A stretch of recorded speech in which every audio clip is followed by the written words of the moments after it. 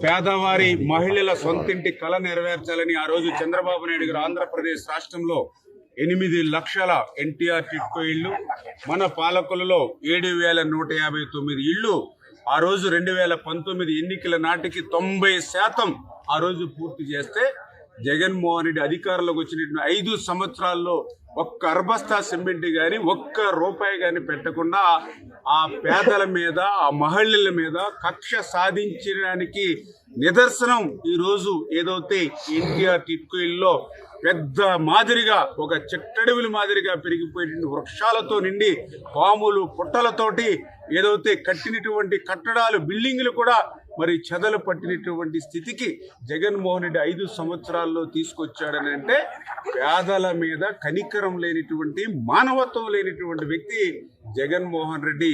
అందుకే ప్రజాస్వామ్యంలో రాజకీయాల్లో జగన్మోహన్ రెడ్డి వ్యక్తి ఉండడానికి అర్హుడు కాదు అనే విషయాన్ని సందర్భంగా తెలియజేసుకుంటూ ఉన్నా. అదేవిధంగా ఏదైతే ఎంతో కష్టపడి శ్రమించి మేము 2 సంవత్సరాల్లో 90% పూర్తి చేసాం.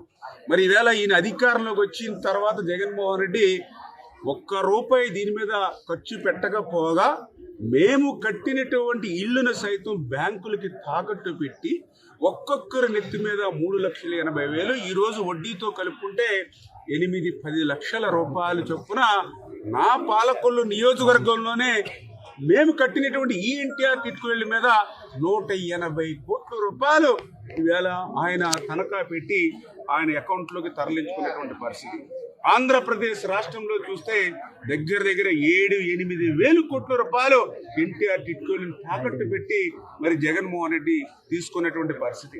ఈరోజు మరి ఆ తాకట్టు పెట్టినటువంటి డబ్బులు కూడా కొన్ని కనీసం ఆ ఎన్టీఆర్ టిట్కో ఇళ్ళు బ్యాలెన్స్ వర్క్ పూర్తి చేయడానికి కూడా ఉపయోగించాల. ఏమైపోయినాయి ఆ డబ్బులు?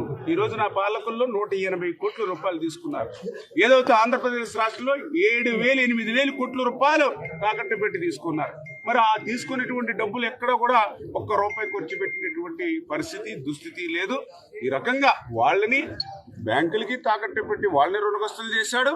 పోనీ ఆ తీసుకున్నటువంటి రుణం సొమ్ము ఏదైతే ఉందో అది ఎన్టీఆర్ టిట్కో ఇళ్ళు కూడా ఖర్చు పెట్టకుండా ఇట్లా 2 విధాలుగా కూడా ఆ పేదల్ని ఆ మహిళల్ని నష్టానికి గురి చేసినటువంటి పరిస్థితి గత జగన్మోహన్ రెడ్డి పాలనలో ఉంది. అందుకే ఏదైతే ఈవేళ మాకు కూడా ఒక ప్రాధాన్యత ఎన్టీఆర్ టిట్కో ఇళ్ళు. ఎందుకే మా ప్రభుత్వంలో ఏదైతే ఈ మిగిలిన బ్యాలెన్స్ ఏదైతే ఆ 10%, 15% ఏవైతే 20% పనులు ఏవైతే ఉన్నాయో అవన్నీ కూడా వెంటనే పూర్తి చేసి ఆ పేదవాళ్ళకి మహిళలకు ఈ ఇళ్లలోకి తీసుకొచ్చేటువంటి బాధ్యత, ఆఖరి ఇంటి వాడిని కూడా గృహప్రవేశం చేసి ఇంటి బాధ్యత చెప్పేటువంటి బాధ్యత మేము తీసుకుంటాం. ఆ మెసేజ్ని ఎవరైతే అధికారులకి కానీ ప్రజలకు కానీ తెలియజేయడానికి ఈవేళ మేమే మా తెలుగుదేశం పార్టీ, జనసేన, బీజేపీ మేము ఒక పిలిపిస్తే ఈవేళ వేలాదిగా ఈవేళ కార్యకర్తలు నాయకులు కదిలి వచ్చి పార, గుణపం, కత్తి, కర్ర పట్టుకుని ఈవేళ శ్రమదానం చేశారని అంటే ఈ ఎన్టీఆర్ టిట్కో ఇల్లుకు మేము చూపేటువంటి ప్రాధాన్యతకు ఇదే ఒక నిదర్శనమని చెప్పి తెలియజేసుకుంటూ రాబోయేటువంటి రోజుల్లో ఎవరైతే ఎన్టీఆర్ టిట్కో ఇల్లులో మరి లబ్ధిదారులు ఎవరైతే ఉన్నారో వాళ్ళందరికీ కూడా న్యాయం చేసి వాళ్ళందరినీ కూడా ఇళ్ళలోకి తీసుకొచ్చే బాధ్యత తీసుకుంటాం. వాళ్ళందరూ కూడా ధైర్యంగా ఉండాలని చెప్పేసి కూడా ఈ సందర్భంగా మీ ద్వారా తెలియజేసుకుంటాం.